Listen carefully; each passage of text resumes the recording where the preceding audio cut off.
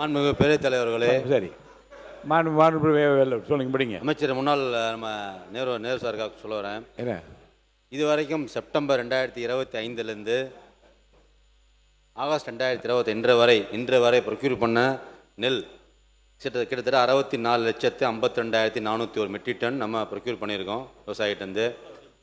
அது ஸ்பெசிஃபிக்காக சன்ன ரகம் கிரேடு ஏ அதை நிறைய விவசாயம் பண்ணுறாங்க. கிட்டத்தட்ட இன்று வரை 38,29,616 மெட்ரிக் டன் ப்ரொக்யூர் பண்ணியிருக்கோம்.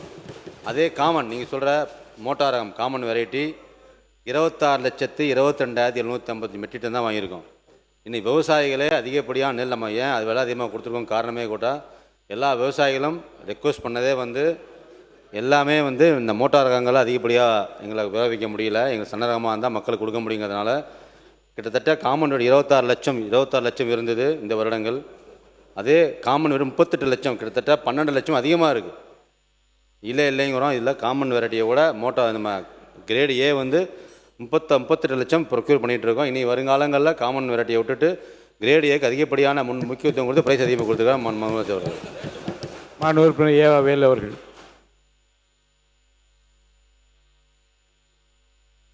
மைக் கொடுங்க.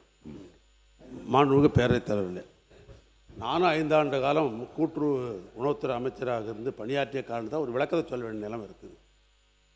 அவை முன்னவர் அவர்கள் எப்பொழுதும் உங்களுக்கு உறுதுணையாக இருந்து அவையை சும்மா நடத்துறதுக்காக அவர் முயற்சி பண்ணணும். அவரே ஒரு பிரச்சனையை உருவாக்கி விட்டால் என்று சொன்னால் எப்படி அவையை நடத்த முடியும்? ஒன்று, இப்போ ஏற்கனவே 5 ஆண்டு காலம் நாங்கள் ஆட்சியில் இருக்கிற பொழுது இந்த இடத்துல தான் உட்கார்ந்தார். என்னைக்காவது ஒரு நாளாவது இந்த பொது விநியோக திட்டத்தில் உங்கள் ஆட்சியில் அரிசி சரின்னு எங்கேயாவது ஒரு நாளாவது கேள்வி கேட்டிருப்பாரா? அதுவும் இல்லை. ஏதோ ஏன் சொல்கிறாருன்னு சொல்கிறேன்.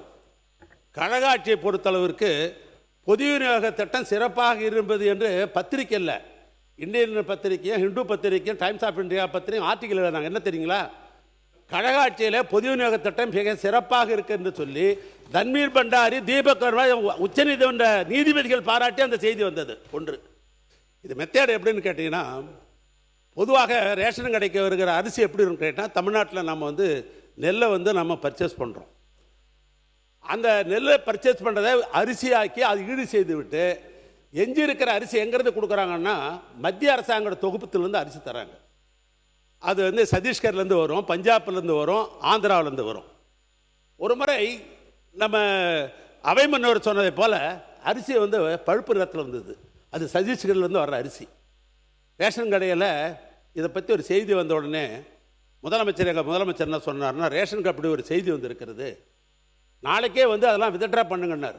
என்ன விஷயம்னார், இது சத்தீஸ்கரில் வந்த அரிசி அப்படின்னு. உடனே மத்திய தொகுப்பில் இருக்கிற உணவுத்துறையை சந்தித்து, உணவு அமைச்சரவை சந்தித்து, எங்களுக்கு இனிமேல் சத்தீஸ்கர் அரிசி தேவையில்லை, பஞ்சாப் அரிசியும் ஆந்திரா அரிசியும் தான் வர வேண்டும் என்று ஆணை பெற்று அதுக்கு பின்னால் தொடர்ந்து அரிசி கொடுக்கப்பட்டது. இதுதான் உண்மையான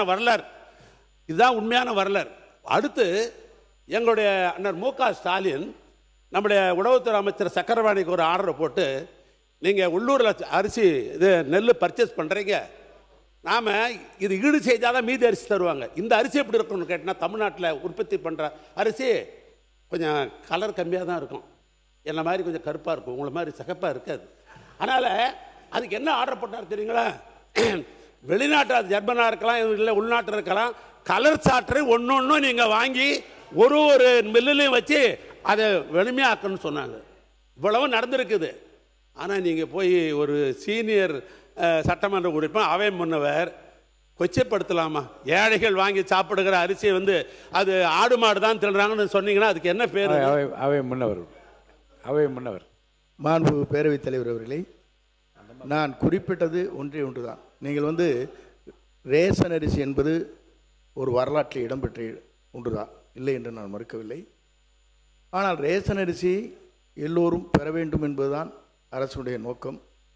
அதிலே அங்கே இருக்கிற சாதாரண அரிசி என்பது மக்கள் பெரும்பாலாக பயன்படுத்தவில்லை என்பதுதான் உண்மை நிலை. எல்லோரும் நீங்களே வேண்டுமானாலும் அப்படிப்பட்ட நிலை தான் இருக்கிறது. அண்ணன் மட்டுமன்றம் சொன்னீர்கள், சர்க்கரை நோய் இருக்கிறது, மருத்துவர் சொன்னார், ஆகவே ரேஷன் அரிசியை நான் சாப்பிட்டு கொண்டிருந்தேன் சொன்னார்கள். அப்படி இருக்கலாம், இல்லை என்று நான் சொல்லவில்லை. ஆகவே மாண்பு உறுப்பினர் அவர்கள், நாங்கள் சன்ன ரகத்தை கொண்டு வர வேண்டும், அதைத்தான் முழுமையாக தமிழ்நாட்டு மக்கள் பயன்படுத்துவதற்கு ஏதுவாக அமையும். ரேஷன் கடையிலே வாங்குகிற கிளப் பண்ணல கிளப் பண்ணல கிளப் பண்ணல கிளப் பண்ணல மாநில இல்லை பெரும்பாலான மக்கள் அந்த குறைகளை இல்லை மாப்ப விட்டுலாங்க இல்லை இல்லை ஆடு இல்லை இல்லைங்க நான் சொல்லிடுறேன் சொல்லி முடித்து இருங்க இருங்க நான் ஒன்று சொல்லிடுறேங்க நான் ஒன்று சொல்லிடுறேன் இல்லை ஆடு மாடுகள் என்று உட்காருங்க நீங்கள் உட்காருங்க இல்லை ஆடு இருங்க இருங்க சில பேர் தரமில்லாத அரிசி வருகிற போது இதை சில பேர் அதை பயன்படுத்துகிறார் என்று எங்களுடைய எல்லாம் தகவல் வந்திருக்கிறது. ஆகவே சில பேர் அதை அப்படிப்பட்ட நிலை இருக்கிறது என்பதை எல்லாம் சுட்டி காட்டியிருக்காங்க கிராமத்திலே.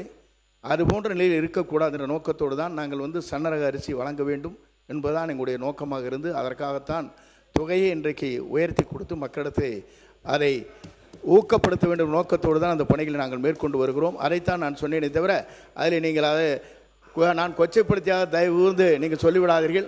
ஏனென்று சொன்னால் இது பேரறிஞர் அண்ணா காலத்திலே ஆரம்பித்து ஒருபடி திட்டம் என்ற ஒருபடி அரிசி என்ற முதலே ஒரு ரூபாய்க்கு ஒருபடி அரிசி என்ற நிலையை முதலில் அறிவித்தார். 10 கிலோ வழங்கலாம் 10 படி அரிசி என்று அன்னைக்கு சொன்னார். கிலோ இல்லை அப்பங்க ஆனால் அவர்கள் என்னங்க என்ன இல்லை. ஆகவே அதை சொல்லி இருந்தால் வேறுங்க இருங்க அண்ணே 3 படி நான் சொல்லிடுறேன் சொல்லி முடிக்கிற கேட்டுங்க. ஆகவே இல்லை ஆகவே நான் சொல்லுவது ஒன்று தான் சில பேர் அந்த குறைபாடுகளை சொன்ன காரணத்தின் அடிப்படையை தான் நான் சுட்டி காட்டினதை தவிர முழுமையாக என்று நான் சொல்லவில்லை. அவை முன்னவர்கள் ஒரு கருத்து பேரறிஞர் அண்ணா என்ன சொன்னாங்கன்னா கொள்கை அறிவிப்பு தேர்தல் அறிவிப்பு வரும்போது 3 படி அரிசி லட்சியம் 1 படி நிச்சயம் என்று தான் அந்த தேர்தல் அறிக்கையில் சொல்லி அதை செயல்படுத்தினார்கள்.